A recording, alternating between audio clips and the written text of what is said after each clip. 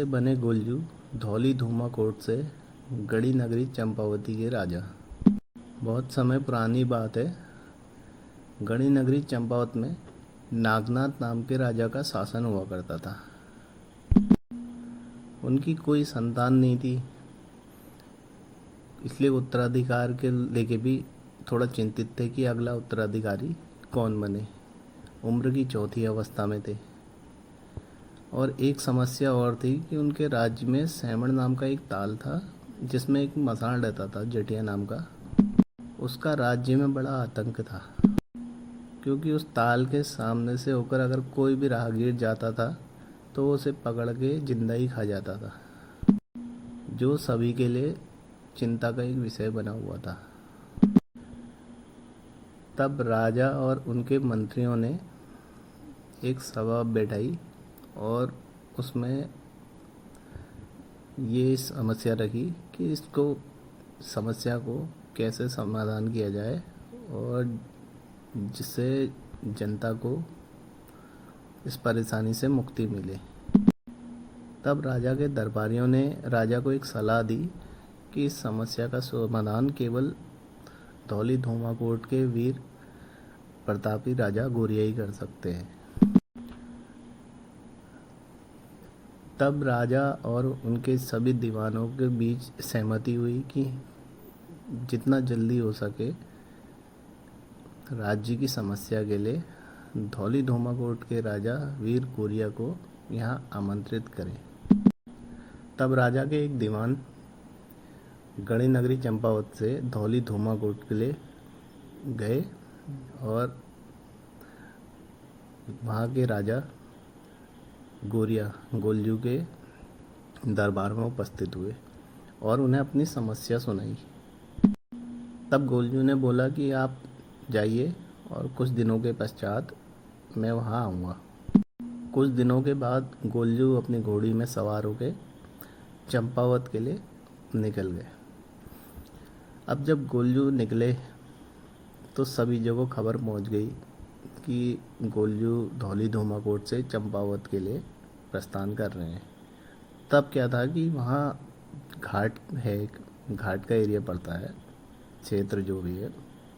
तो वहाँ के जो मसान थे वो बड़े खुश हुए कि अरे धौली धूमा कोट के राजा गोरिया यहाँ से आएंगे, और वो रास्ते में खड़े हो गए, उनका इंतज़ार करने लगे गोलजू का। अब गोलजू अपनी घोड़ी में सवार हो गए पहुँचे। जब देखा उन्होंने कि रास्ते में मसान खड़े हैं एक, तो उन्होंने सोचा ये किस लिए खड़े होंगे। जब पास पहुँचे तो उन्होंने पूछा कि इस तरीके से मेरे रास्ते में क्यों खड़े हो। तब उन्होंने गोलजू के सामने निवेदन करा कि आप कुछ दिन यहाँ रुकिए और मेरा आतिथ्य स्वीकार करिए, मुझे सेवा का मौका दीजिए।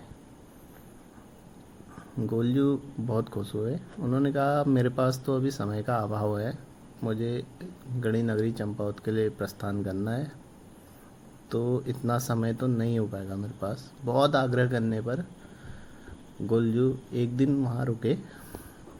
तो जो वहाँ के मज़ार थे उन्होंने उनकी बहुत आवभगत करी। गोलजू उनकी सेवा से बहुत खुश हुए, उनकी जो आतिथ्य भाव था उसे देखकर बहुत खुश हुए। और जब अगले दिन चंपावत के लिए निकले तो जाते जाते जो वहाँ के मसान थे उनसे कह गए कि आज से इस क्षेत्र का भाग लेने का अधिकार मैं तुम्हें देता हूँ। जो भी यहाँ से आएगा और जाएगा वो आपको आपका भाग देगा।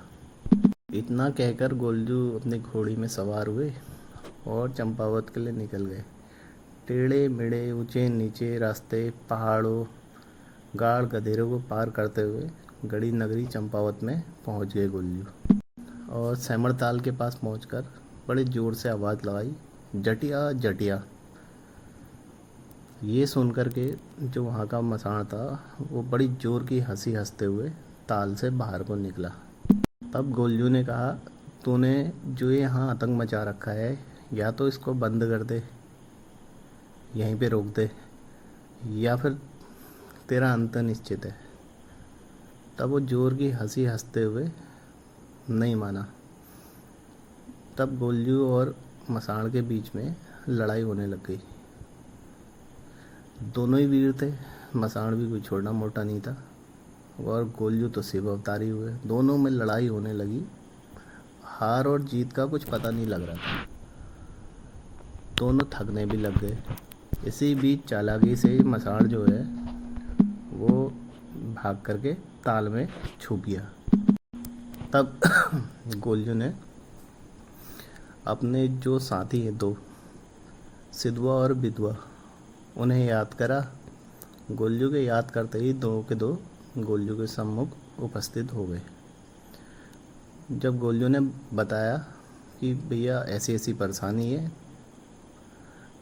और ये जो मसाण है ताल के अंदर चले गया है, तो उन्होंने कहा कि एक काम करते हैं, हम ये ताल ही तोड़ देते हैं। इस पे गोलजू ने कहा कि नहीं, ताल को नहीं तोड़ना है, क्योंकि अगर ताल तोड़ेंगे तो बाढ़ की स्थिति पैदा हो जाएगी, तो यहाँ से नीचे जो अन्य गांवों में लोग रहते हैं तो उन्हें समस्या हो जाएगी, उन्हें नुकसान हो जाएगा। तो उन्होंने कहा ताल नहीं तोड़ते हैं। और गोलजू ने अपने और अन्य गणों को याद करा, तो गोलजू के याद करते ही और भी गण जो थे वहाँ उपस्थित हो गए। उन्होंने ताल की घेराबंदी करी और अपनी तंत्र शक्तियों से सिद्धवा विधवा ने जो ताल को बांध दिया ताकि वो टूटे ना, क्योंकि अगर ताल टूटता तो नुकसान होने की संभावना थी। अब इसी बीच में एक खबर चंपावत में भी फैल गई, बहुत भीड़ लग गई, सभी देखने के लिए आ गए वहाँ कि अब क्या होगा। अब गोलजू ने क्या करा, ललकार लगाई। गोलजू गुस्से में आए, उन्होंने सीधे कूद मारी तालाब में, तालाब के अंदर चले गए। और तालाब के अंदर दोनों में, गोलजू और मसाण के बीच में बहुत लड़ाई होने लग गई। एक दिन बीता, 2 दिन बीता, किसी को पता नहीं लग रहा था क्या हो रहा है घर के अंदर। सब चिंतित भी थे, क्या होगा क्या नहीं होगा। तब तीसरे दिन क्या हुआ, तालाब का जो पानी है उसका रंग लाल होने लग गया। और गोलजू ने जो मसाण है उसको 2 भागों में चीर दिया और तालाब से बाहर को आ गए। ये देख के सब खुश हो गए, पूरे राज्य में खुशी की लहर दौड़ गई और वीर प्रतापी गौरिया की जय जयकार होने लग गई। अब गोलजू जब वहाँ के राजा नागनाथ जी हैं जो, उनके दरबार में पहुँचे तो वो भी बड़े खुश हुए। इतना खुश हुए कि उन्होंने अपना उत्तराधिकारी गोलजू को घोषित कर दिया और राज्याभिषेक भी कर दिया। और राज्याभिषेक करने के बाद वो तैयार हो गए अपना वन में जाने के लिए कि भैया उम्र की चौथी अवस्था है, अब आराम से भगवान का ध्यान करूँगा, तब करूँगा। तो यहाँ से गोलजू को गढ़ी चंपावती नगरी का राज्य मिला उत्तराधिकार में। यहाँ से वो प्रसिद्ध हुए गढ़ी नगरी चंपावती के राजा के नाम से। और कुछ समय बाद गोलजू ने अपनी माता को भी बुला लिया चंपावत में ही, और चंपावत को अपनी मांडलिक राजधानी बनाया। चंपावत में ही रह के वो अपने आगे के राज्य की देखभाल करने लगे। यहाँ रह के वो अपने पूरे राज्य में नज़र रखते थे और जगह जगह जाके अपने दरबार भी लगाते थे, क्योंकि चंपावत नगर जो है ऐसे भूभाग में है कि इस क्षेत्र से कहीं भी जाना हो सभी जगह रास्ते कटते हैं, सभी जगह सुबह में, चाहे तराई भावर में जाना हो, चाहे अल्मोड़ा दनिया अल्मोड़ा होते हुए रानी की जाना हो, या पिथौरागढ़ जाना हो, धारचूला या बागेश्वर जाना हो, तो यहाँ से सभी जगहों के लिए रास्ते कटते हैं।